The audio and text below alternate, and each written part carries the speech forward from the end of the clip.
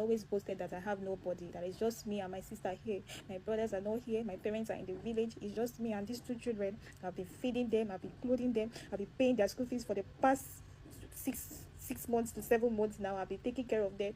All he does is drag me from one court to another, and he never showed up. Like, domestic violence people, get to my matter. I think, like, I need justice.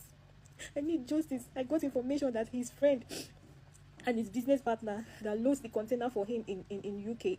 He dropped the baby on the bed, rushed me, started blowing me, hitting my head on the wall, beating me. My kids were crying. Michelle was crying. Kamsi was even crying. Michelle started hitting the father. Leave my mommy. Leave my mommy. Good morning, everyone. My name is Loveling Chidima. I'm from Abilibananka village, Urumba North local government, Anambra State. I'm here to share my story on how I lost my teeth, broke my hand. I don't know if you can see it, broke my hand and traumatized alongside with my daughter. So to understand this video better, I had already shared my story on all my social media platforms. You can go and read up to understand better. So I'm just going to share the story of what happened, to what led to me losing my teeth and breaking my wrist. So it all started when he asked me to borrow him some money, just a little money that he needed cash. He needed to buy something with cash, and his account was not stable. His account was the network was fluctuating, so he needed cash, that I should give him my ATM, let him go and withdraw. So I said, no, let me transfer to you, you can withdraw yourself. He said no, that he needed the cash, I should give him my ATM. So I gave him my ATM card, he gave him my PIN. He went to the ATM machine. So he came back, he didn't withdraw the money. So when I asked him, he said he only wanted to test me to know if I had his back. So I said, okay. I didn't know he checked my account balance to know how much I worth. So that was where the problem started. That was when he started hitting me. So the next day, I asked him for money for food. He said he does not have money, that am I not doing business? Anytime I ask him for money, he will tell me, are you not doing business? This same business, he tried to stop me several times, saying that I should be a housewife. I have nothing doing as a businesswoman. I should concentrate in raising kids. When I'm done with kids, that's when he will now open business for me. That is how it is done in their family, that all the wives that they go married to are not doing business until they are done giving birth. That is when they will now establish them. But I said no. I had already made my customers online. I need to keep up with it. I can't just stop my business because you want me to be a housewife. That became the issue. I said he started shouting, we started exchanging words. Before you know it, he slapped me. He slapped me for the first time. I was crying. I called his elder sister, and she told me that in where they come from, you don't shout at a man. When you shout at a man, whatever you see, you collect. That I am at fault for shouting at him. That if a man is shouting, you just keep quiet and watch him talk. So they made me to apologize to him, which I did, and then we continued living. But things kept getting worse. Anytime I ask him for money, he would tell me, are you not doing business? Maybe you are doing business. Are you not doing business? Say, this same business, you never supported me from day one. This same business, you didn't want me to do it. This same business, I struggled to grow it. So it kept getting worse. I'll call his sister to tell her, look at what your brother is doing. He doesn't give me money for food. He just drops 3,000 naira. What is 3,000 naira? Whenever he wants us to cook stew or soup, he will drop 10,000 naira. This money is not enough. And what the sister has to say is that you have to manage it. You don't know if he has money or not. I don't know if he has money or not, but he drinks on a daily. He hangs out, goes to club, eats fish, barbecue fish, drink, buy things for people out there. And he's so generous. He's very good. He's so generous. Like, he gives. He's a giver out there. And so when I get to tell people that he doesn't give me, they don't believe me. Because he's very good out there. So the problem kept happening. There was no one resolving it. They kept making me to apologize to him. And at the time, I said, no, I'm not going to call them anymore. It got worse that there was a time I was pregnant for my second child. We were having so many attacks in that house. So many spiritual attacks. There were times I would sleep and wake up, my baby bump, I would see scratch of fingernails, like 5 hands, like 5 finger on my baby bump. I was screaming and crying. I would show him, he would see it, and all he has to say is, don't worry, we will pack out. It got worse. The house was haunted. The house was spiritually haunting us. and he keeps promising that we'll leave, and every year he keeps renewing the rent. When I was pregnant for my second child, because the spiritual attack was worse. Spiritual attack kept getting worse, to the extent that started affecting my daughter. Whenever she sleeps at around 1 a.m. to 2 a.m., we'll start hearing empty mortar pounding. Bo, bo, bo. Sometimes it will be at my window side. Sometimes it looks as if it's on top of me. Sometimes it looks as if it's pounding in the parlor. This kept happening, and my daughter would just wake up from and start shouting, "Mommy, my eyes!" She will close her eyes so tightly, she won't want to open it. She will start crying, "Mommy, my eyes, my eyes, my eyes." He will hear the daughter crying. He will come from his room and come and check on her. Sometimes he will carry the girl. I will be praying. It got worse. I had to tell him, "See, please, look at what is happening. Let me go. I'm already almost due for delivery. Let me go and stay with my sister. She's here in Lagos. When I'm done once I deliver from the hospital, I will come back to the house." He didn't say anything initially. So it kept happening. It kept happening. My daughter kept having that same attack. The fourth time, I couldn't hold it anymore. She was shivering. She was shaking. I was so scared. I remember I was pregnant. So I had to call my mom on the phone. At that time, around 2 a.m., she started praying with me over the phone.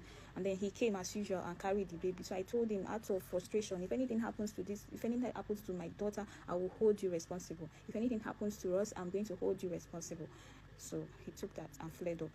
The next morning, he called my parents. They should be expecting me, that he's returning me back to the village. If I want to go and die, I should go and die there. My parents were like, "What happened again?" They called me, and then I explained. My mom called him back to tell him that, "Look, she said this thing out of frustration.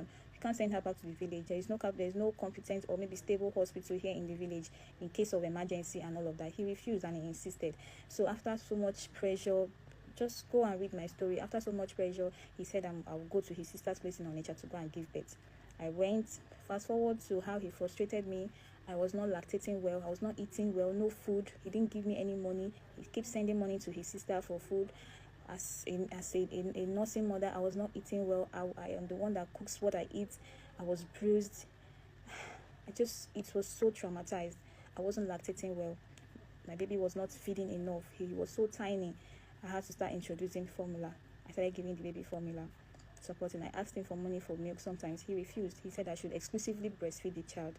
So when my mom came, she said she wanted to take us home to go and take care of us, that I was looking pale. He said then he should take us. That was what he initially wanted, and that was what he initially wanted anyways. My mom took us home, and then we stayed in the village for 4 months. For that 4 months, my daughter was out of school. My mom had to put my daughter in school where she's teaching, and then he called one day and said he wanted to speak with the girl. I told him that my daughter had gone to school. He flared up over the phone and said, "So your parents have the right to put my daughter in school without telling me? Your parents have the right and the audacity to put my daughter in school without telling me?" It kept getting worse. For that 4 to 5 months we were in the village, there was nothing from him. We stayed through till Christmas. I was the one that struggled to buy Christmas clothes for my children, fed them for that 4 to 5 months. Whenever they are sick, I take care of their hospital bills. Even the newborn, everything needed, I took responsibility for it. So fast forward to when we came back to Lagos, he started again. I continued my business. I never stopped my business. It kept going, and so it was no longer comfortable with me doing the business at home. Because like I said, he comes home very late, so I do my videos whenever he's not around, and before he comes home, I had already cleared everywhere and arranged everywhere. But because he's also online, he's seen my videos, how I'm making sales online. He was not comfortable with it, knowing how much I already worth from my account. He was using it against me, so he tried to frustrate all my efforts. Tried to make sure that I have no savings, just to frustrate me. So there was a time he came back and he was like, "So I had already started using his parlor as a business place now. So I'm using his parlor as a business place." I said, "No, I just did some videos and I've cleared everywhere." He started shouting and he said I should not try it again in my life. That if I do it next time, it's going to pour my market away. So that threat, I took it serious. I started looking for a shop, and then the next time I made some videos in the house. Like I said, he usually come home late, but that day he came home early and he saw me making those videos. He came in, carried my hairs. I was packing for my customer. He scattered it, started flinging all my goods everywhere. Have I not told you to stop doing this in my house? Have I not told you? Then I stood up and started challenging him. The next thing, he slapped me, he pushed me, started beating me. My daughter was crying. It was so traumatizing. I was crying too. And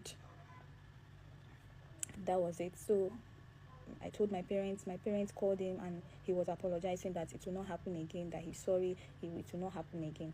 My daughter went to school and started telling her classmates that her father beat her mother, do this, do that. It got to a point, the teacher called me on the phone and said, my daughter, there's some things my daughter is saying in school. So I came to the school, they told me that what is the problem, that whatever we are doing, we stop doing it in the presence of that girl, that the girl is traumatized. So I apologized, and they asked me if I was okay. I said yes, I'm fine. It kept happening. So I got a shop. I moved my stuffs from the house. I moved it to the new shop. I was doing my business. So when he saw that I've already moved my stuffs, he asked me, where did I move my stuffs to? I told him I sold it, and I'm staying with one of my friends in the market. So I'm just there doing the business. So he said okay. He bought me a Bluetooth speaker. He brought it home and said I should be using it for where I am doing the business. So when when we had issues again, he said I should return his speaker, because whenever I ask him money, he would say, are you not doing business? I would say, which business? Did you support me in this business? Every time I ask you for money, you will tell me I'm doing business. Just want to scatter my money, just want to scatter the little savings. He just wanted to make sure that I have no savings. There was a time he told me that where he came from, that a woman cannot be bigger than the man, that is always the man that is bigger than the woman, that no matter the money I feel I'm making from my business, I can never be higher than him. I said, I'm not in competition with you. I'm not even looking to be higher than you. I know you are very rich, you are influential. I'm not competing with you. Don't see me as a competitor. I'm only doing my business, trying to support the family with the little money I'm saving. So that was it. Fast forward to when he started making plans to traffic my child, my daughter, my 3-year-old daughter. I found that from an insider, a family member. So the family member told me that she is not going to be party to any of this, that she just wants to tell me the truth. I should be careful with my daughter. When I found out, I confronted him. So he flared up. He was very curious to know how I got to find out the information. He changed my daughter's name, changed her identity, changed her father, her mother. They changed her name. They changed the hospital I gave birth to her. They changed her school. They changed everything about her. So when I saw the documents of him trying to traffic my daughter to Spain, I was furious. I started shouting. We had a heated argument. He beat me up again, started beating me. I was crying. My daughter was crying.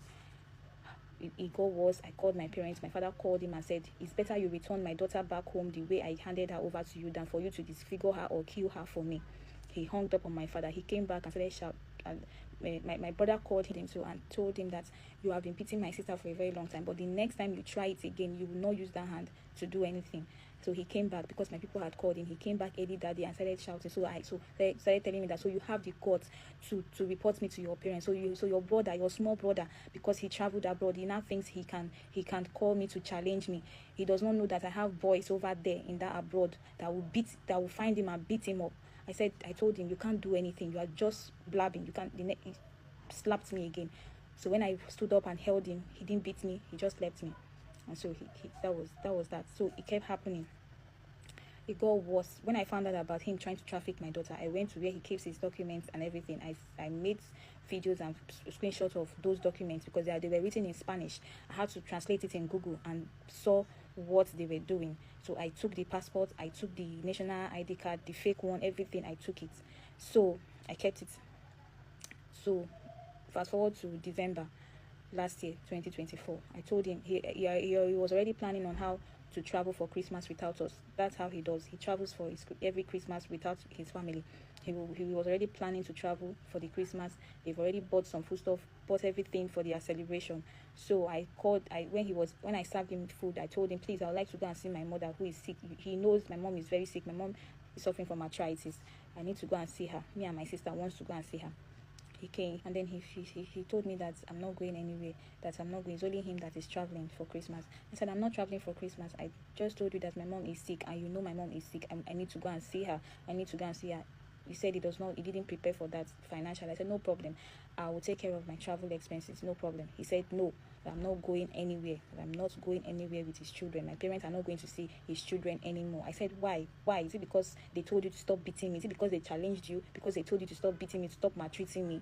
So he flared up again, started shouting, started exchanging words that if I insist that I'm going to travel and if anything happens to his children, he's going to kill me, he's going to hurt me, he's going to run me over with, said so many things.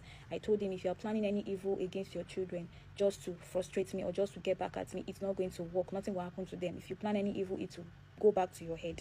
That was what I told him. He left. So after some days we didn't see him, he came back on Sunday. So on Monday, being 23rd of December 2024, I had already woke up. I prepped my children's food, their lunchbox. I was ready to go and bathe them. I had already pulled their clothes, kept them on the bed. So I was in the bathroom mixing the water to bathe them. Then he walked in, he carried the baby. He was playing with the baby. So when I was done mixing the water with the baby, so when I was done mixing the water, I came to carry the baby. I said, "Excuse me." So I stretched out my hand to carry the baby, and then he punched me. He pushed me on the floor, so I fell down on the floor, dislocating my hand. And then I stood up, staggered and stood up. I held his clothes, asking, "Why did you do this? Why did you push me?" You started again. He started rushing me, punching me, doing all sorts, like kicking me. All my mouths were full of blood. I was just crying. My daughter was crying. Even my son, my 1-year-old son, was crying. My daughter held him in his trousers, said, "Stop beating my mommy, stop beating my mommy." This man did not stop. He kept punching, he kept beating me in the presence of those children. So I was lying in a pool of blood. I was helpless. Then my neighbor came to rescue me and the kids. And then I called the DSVA, the Domestic Violence in Lagos. And then they referred me to Festac police station, that they have family support unit there. So I went there. So they called him on phone. He said I bite him in his stomach, that he went to take tetanus injection. And then they said, "Okay, so when are you going to come?" He said he's going to come later. The police people gave me, because they saw my situation, they saw everything that happened, so they gave me a police report that I should go and treat myself. So I went to the hospital. Then I did the first clean. They cleaned me up. They gave me some drugs and all of that. So I left. So I came back to the police station. If you see, he came with poly bag full of drugs. I don't know where he got that from. Came to the police station later that day with 3 men, 3 men from his plaza there. They came, and then with the drugs he came, said, "Hey, he's not feeling fine. They cannot arrest him, blah, blah, blah." So the police people said he should get some shorty that will sign an undertaking for him. So one of those men did, and then they signed for him. So they said we should come back, because it was already a Christmas holiday, that we should come back on 7th of January. So that was how I spent my Christmas, in pain, in tears, in trauma. My daughter, she was traumatized. She couldn't get such incidents off her head. She kept telling people she was so sad. She stopped being friendly. She stopped being outspoken. She was just all alone, all by herself. I tried my best, and so I went to the DSVA. They interviewed her and they saw that she was traumatized. So I too was traumatized. So they enrolled us on a therapy session. So it went on. So fast forward to on the 6th of January, I received a call from someone in my village saying that he came with his people to his house. He was seeking for peace, and they were saying that even if I don't want the marriage anymore, that I should return the passport and the documents of the child, of my daughter, the fake passport and the fake documents they did for my daughter, that I should return it, and that I should return those children to him, that he is biologically the owner of those kids. And I told the man that, "Is this what you have to say? Is this what you have to say? I'm supposed to be your sister. If I was to be your sister, or I'm your daughter, is this what you would tell me?" So he said he's just telling me that these people are really powerful and influential, and they are really ready to go to any lengths to fight me, that I should avoid this huge and heavy war I want to start, that I should avoid it and return what they want. And I said, this case is already with the police welfare people, and they asked us to return the next day, which was on the 7th. And when and they asked us to come, so there's nothing I can do. So he said that okay, that he just wants to tell me that the police people, the welfare people, the domestic violence, they can't do anything in this case, and that he's only urging me to return this passport and return the kids to them. If not, that these people are willing and ready to fight me till the end. So I said, okay, I'll get back to him. And so I called my parents. I told them what was going on. So the next day, being on the 7th, they asked us to come back. I went back to the police station. The first thing the policewoman told me was, una never settle. I said, settle waiting. Did we agree that we are going to settle? He said, maybe he told them that day that he's going to the village to go and settle the problem. I said, he has not settled anything. He has not called my parents. He has not seen my parents. Even the man that called me on phone that he went to see in my village, if to get to that man's house, you have to pass through my house before you could get to that man's house. So he passed through my house in the village. He didn't meet my father. He didn't meet my mother. He didn't even call them. He didn't even call them. They called him and then they asked him, Oga, where are you? Shebi, you say you want to go and make peace. What happened? He said that he made peace. He met with the person that he met with, and the man tried that I refused, so that he's going to come back on the 14th of January. So they asked me to go and return on the 14th of January. So I couldn't wait, carrying my mouth. People seeing that I do not. I was practically wearing nose masks to cover my teeth, and I was on shade. I was constantly wearing shade because of my bruised eye. Then you can go to my page, you see all the pictures. I was wearing shade because there are bad black blood clustered around my eyes, my left eye side. So I was on shade and I was always wearing nose mask. So I was not comfortable with all of that. So I said, okay, let me go and get my teeth done. So initially, because of the pains I was feeling, they just gave me a denture. So I was wearing a denture at that time. So when he returned in 14th of January, he started begging, he's sorry, is this. So the police people tried to make peace, and they told him to go and rent another apartment, and even if I'm going to return back to him, that is not in that house, not in that haunted house, not in that evil house. He agreed. He said no problem. That in fact he only paid 300,000 naira deposit for the house, that he has not completed the rent, that he will not complete it, that he will go and look for house. So they gave us another date. So on the next adjourned date, after 3 weeks, we came back and he said that he's no longer interested in looking for the house. That if we are not coming back to the house, that we should remain where we were with my sister, that he will be sending upkeep money for his children and for school fees, that he's not going to pay for the school fees for the school they are going to at the moment, that I should return the children back to the school they were going to before, that's close to his house. And that the police people now asked him, okay, so how much will you be bringing monthly for those two children? He said he's going to be bringing 20,000 naira. The policewoman said, are you okay? What is 20,000 naira in this economy? Is it for pampers? Is it for diapers? Is it for wipes? Is it for baby milk? Is it for cereals? Is it for cream? Like, what is 20,000 naira for? Later he said 40,000. Just to frustrate me, he said that is what he can do, and there's no one. He later said 50,000. They asked me, how much is okay for you? I said, I can only manage 100,000 naira. Because even when I was in his house, what he drops regularly is 3,000 naira, sometimes 2,000 naira. So if I calculate 3,000 naira daily in a month, is it not 90 something thousand naira, if I'm not mistaken? So why are you now offering to give me 50,000 naira? It's not enough. It's not even enough to clothe the children or feed them. These children are still tiny. They are not grown. They've not started eating adult food. You see, I explained to them, and then he insisted, started shouting in the police station, started shouting.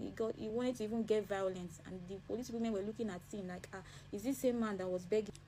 That was what happened in the police station. So the police people now said they're now going to charge our case to court, since there is no agreement yet. He said, yes, let's go to court. That he wants to go to court. I said, okay. So they told us to come the next week, Thursday. That is when the court is sitting. I said, okay. So I left. Prior to that time, an insider had already given me an information that they are only planning to frustrate me, that the little money I feel I have will finish, then I will have no choice to run back to him and beg him. That is their plan. That they just want that they know the expenses in raising kids, that they just want to frustrate me, that when the money I feel I have is exhausted, I will have no choice to run back to them. Hearing this thing, I was already exhausted. On that Thursday, they asked us to come for the court. I didn't show up because I had a lot going already. Adding court cases to it, I'm not ready for it. This is my very first time doing police case, not to talk more of court case. I'm not ready. I don't know how these things is done. So I didn't show up that Thursday. So he went around telling people that I'm running away from the court case. That I did not show up. That he thought I am strong. He thought I am this and that he's going to mess me up in the court. He's going to do this, he's going to do that. Everyone keeps calling me that your husband is saying that you're running away from the court. The police people called me and said, Madam, where are you? You did not show up. I told them that I'm not feeling fine, I'm not strong, but I'll be ready the next week, Thursday. He said, okay. So the next week I came, I mobilized them, and then we went to court. On getting to the court, the police woman types the charge, and then said we were going to go to where they are going to stamp the case charge before we enter the court. So on the registrar's office, the woman asked what was the problem. I explained my own, he explained his own. The woman said that I am only interested in the upkeep of the children. I'm not interested in this court wahala. That this money that he wants to spend in this court now, this money he wants to give to his lawyers now, and the bail they are going to give him will not be less than 700k or more. Why not use this money and take care of your children? He said they should give him, the woman should give him, let him speak with his brother. He stepped outside and came in again and told the woman, let's go to court. The woman said, okay. He stamped the case charge, and then we entered the court. On getting to the court, when it was time for my case, when they read the charge, it was a different thing entirely.